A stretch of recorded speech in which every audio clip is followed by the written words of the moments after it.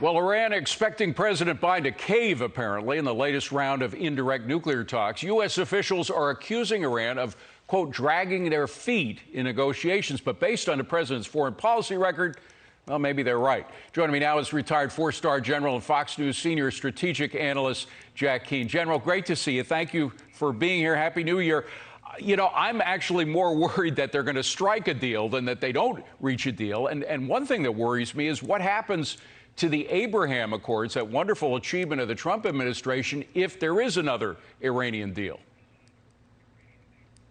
Yeah, well, this is very interesting. And I have the same concern that you have, because the group that is negotiating this deal on behalf of the United States is very much the same players who were doing it back in 2014 and 2015 during the Obama administration. And we know that deal was highly criticized, fundamentally flawed.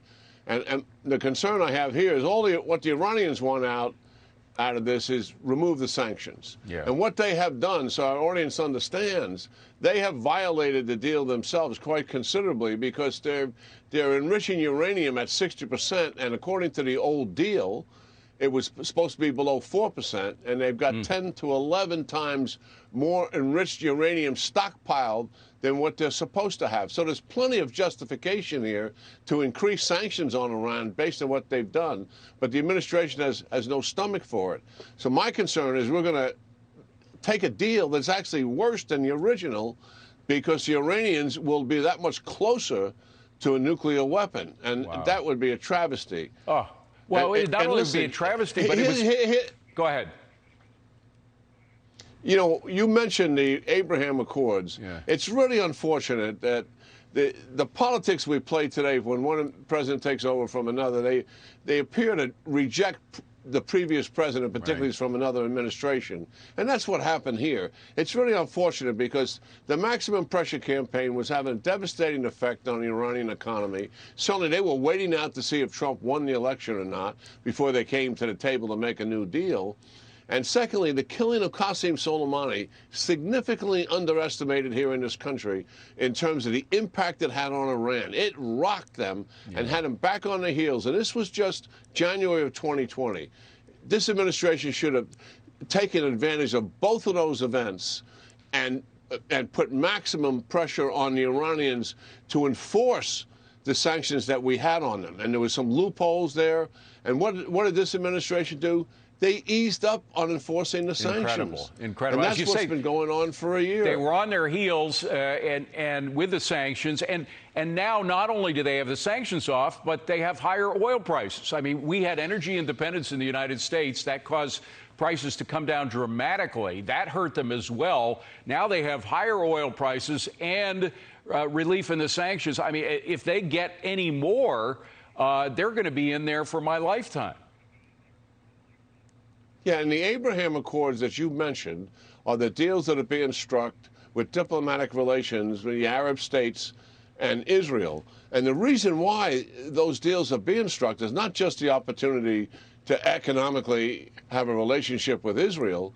It's because they're coming together to stand against Iran. Right. And that was a geopolitical sea change in the Middle East, which this administration, regrettably, has not put any effort into comparison to what President Trump was doing. That's a strategic mistake. Well, and by the way, it was something that John Kerry, remember, famously in 2017 said would never happen. You'd never have a deal between an Arab state and Israel without the PLO, or the Palestinian Authority, in the middle. He was wrong. The Trump administration negotiators were correct. They got it done. Be ashamed to lose that wonderful set of treaties. I want to switch to Russia if I can, because as we all know, they're on the border of Ukraine. They got a lot of troops there. Yes, they pulled a few thousand out, but they're still around there.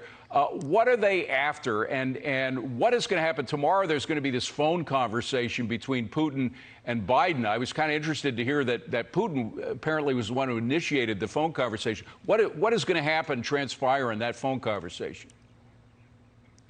Well, I think Putin wants to talk to Biden before all the advisors get him to stiffen up in terms of resistance to thinking he can maybe work a deal with President Biden. But the Russians have put forth in writing what they're interested in. So now it's no more mystery. Number one is no more NATO expansion, period.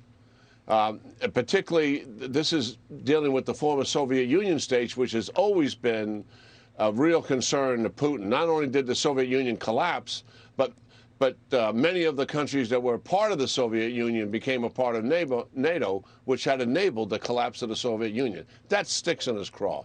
The second thing is he doesn't want any expansion of the NATO countries militarily in terms of increasing bases and military capacity in their own country. And we're not talking about anything happening in Russia here. We're talking about NATO countries upgunning their own military capability close to Russia. He's opposed to that. And he's opposed to the United States or any NATO countries assisting Ukraine with military arms. And the last thing, which is pretty rich, he is saying he doesn't want any intermediate nuclear weapons deployed in NATO, despite the fact that is his deployment of intermediate nuclear weapons that forced the United States to come out of the 1987 INF Treaty, which prohibited those very weapons. So now he's on the table with what he wants. And what Putin does, he just goes and pushes to see how much he can get. He's a huge strategist and an opportunist. He understands the president. I think he wants to leverage this president, certainly, and that's what this phone call is likely about. We only got about 30 seconds, but is it conceivable that after what happened in Afghanistan, the horrible withdrawal campaign, I mean, the withdrawal itself, just the way it was executed was terrible, but we didn't tell the Europeans about it until after it was decided, after we began pulling people out, got out of Bagram. Is it possible that the Biden administration might cut a deal with Putin without getting our allies involved? I don't think so. I mean, they've been involved up to this point in discussions with him. There's going to be follow-on meetings after the January 10th meeting between the United States and Russia that'll involve the Europeans. That would be another major blunder for us to make a move like that.